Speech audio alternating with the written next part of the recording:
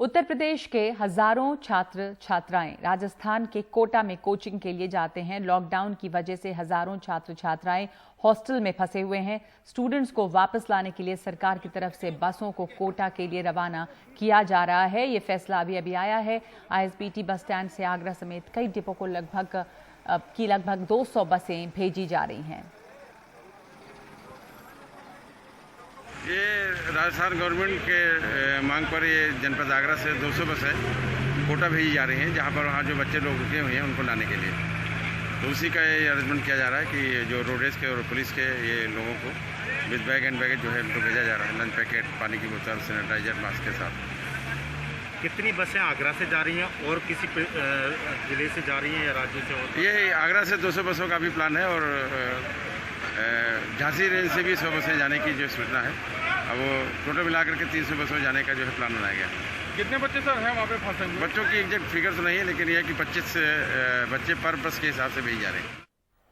तो हमारे साथ इस वक्त कमाल खान जुड़ रहे हैं इस पर बातचीत के लिए। साथ साथ हर्षा भी हैं और मनीष कुमार भी हैं। कमाल, सबसे पहले जो उत्तर प्रदेश सरकार ने फैसला लिया है उसके बारे में और डिटेल्स। कितने छात्र हैं उत्तर प्रदेश के? बड़ा लंबा समय गुजर गया है, अब ये फैसला लिया गया है, दूसरा लॉकडाउन शुरू हो गया उसके बाद, पर अच्छी बात है कि अब बसें जा रही हैं। तो इसकी डिटेल्स क्या क्या हैं? देखिए, ऐसा है कि वहाँ बच्चे बहुत परेशान थे। कुछ बच्चों के पेरेंट्स वहाँ पहुँच गए थे बच्चों को लेने के लिए, लेकिन लॉकडाउन होने के बाद बच्चे भी वहाँ फंस गए, पेरेंट्स भी वहाँ फंस गए और उनके पास खाने पीने का इंतज़ाम भी नहीं था। कल प्राइम टाइम में बहुत सारे बच्चों के वीडियोस दिखाए गए थे। हम लोगों ने खबरें दिखाई जो वहाँ से बच्चे वीडियोस भेज रहे हैं, अपील कर रहे हैं। तो ये इन चीज़ों की जानकारी होने के बाद सरकार ने यह फैसला किया है कि वो बच्चे वहाँ रहेंगे तो वो ज़्यादा ख़तरे में हैं, क्योंकि उनके वहाँ पे खाने का इंतज़ाम नहीं है, कोई वहाँ उनको सोशल सिक्योरिटी नहीं है, वहाँ इमोशनल कोई सपोर्ट नहीं है, कोई फैमिली नहीं है। और जिन कोचिंग में है वो कोचिंग के लोग जो हैं उनकी उस तरह से जिम्मेदारी नहीं ले पा रहे हैं जैसे उनको लेनी चाहिए। तो इन बच्चों को अगर बसेस को सैनिटाइज करके सोशल डिस्टेंसिंग का पालन करते हुए कि सिर्फ 25 बच्चे एक बस में अगर बैठेंगे मास्क वगैरह लगा करके, और उस बस में लोग होंगे जो बच्चों को हिदायतें देते रहेंगे, इस तरह उनको लाके अगर घर पहुंचा दिया जाएगा तो वो ज़्यादा सुरक्षित रहेंगे। और सारे बच्चों को लाने से पहले थर्मल स्कैनिंग वगैरह भी होगी। अगर किसी के ऊपर कोई शक व शुबह की बात होगी तो उसके इलाज का भी इंतज़ाम किया जाएगा। तो सरकार को ये लगा कि बच्चे वहाँ पे डिप्रेशन में चले जाएंगे और ज़्यादा उनको दिक्कतें होंगी, तो लिहाजा 300 के आसपास अभी फ़िलहाल बसें चलाने की योजना है कि वहां से बच्चों को लाया जा सके, उनके घर पहुंचाया जा सके। जी, मनीष भी हमारे साथ जुड़े हुए हैं। बिहार के भी बहुत सारे छात्र मनीष वहां जाते हैं कोटा में कोचिंग के लिए। कोचिंग का गढ़ है कोटा, खास करके बिहार उत्तर प्रदेश के स्टूडेंट्स हैं। क्या यूपी सरकार की तरह ही बिहार सरकार को अपने स्टूडेंट्स की कोई फिक्र है? उन्हें भी कुछ वापस लाने की बात है या वो इनकार कर रहे हैं, जैसे कि मजदूरों के मामले में भी बिहार सरकार ने इनकार किया है? नगमा, बिहार सरकार ने इनकार ही नहीं किया है, बल्कि करीब 300 बच्चों को राजस्थान सरकार ने इंटर स्टेट परमिट देके वहां से विदा भी किया था। और बिहार के बॉर्डर पर आज से 3 दिन पहले काफी इसके ऊपर हंगामा हुआ, लेकिन बाद में सहमति यह बनी कि ये बच्चे यहाँ पर आ गए हैं, इसलिए उन्हें घर भेज दिया जाए और घर पे ही इन्हें होम क्वारंटाइन किया जाए। लेकिन उसके तुरंत बाद बिहार के मुख्य सचिव ने केंद्रीय गृह सचिव को लिखा कि अगर आप इस तरीके से मूवमेंट अलाउ करते हैं तो ये प्रधानमंत्री नरेंद्र मोदी के पूरे लॉकडाउन को डिफीट करता है। साथ ही साथ उन्होंने कहा कि अगर छात्र परेशान हैं तो स्थानीय सरकार उनके खाने का इंतजाम करे और साथ ही साथ स्टैगर्ड मैनर पर क्लासेज भी शुरू करे।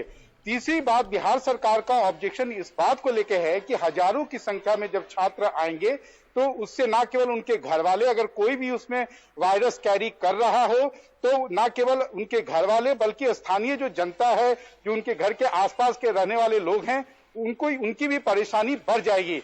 और सबसे बड़ी बात यह है कि बिहार सरकार का यह कहना है कि इस देश में आप 2 तरह के नियम कैसे चला सकते हैं कि आप छात्रों के लिए स्पेशल परमिट दे, यूपी की सरकार बसें भेजे, और वही महाराष्ट्र की सरकार ने प्रधानमंत्री के सामने कहा था कि 5 लाख जो प्रवासी हमारे यहाँ हैं उनको उत्तर प्रदेश और बिहार भेजा जाए, वो भी डिप्रेशन में जाने की स्थिति में है। उसे केंद्र सरकार रिजेक्ट करती है, प्रधानमंत्री रिजेक्ट करते हैं, और साथ ही साथ आप छात्रों के लिए स्पेशल परमिट और बसों को सैनिटाइज करके भेज रहे हैं।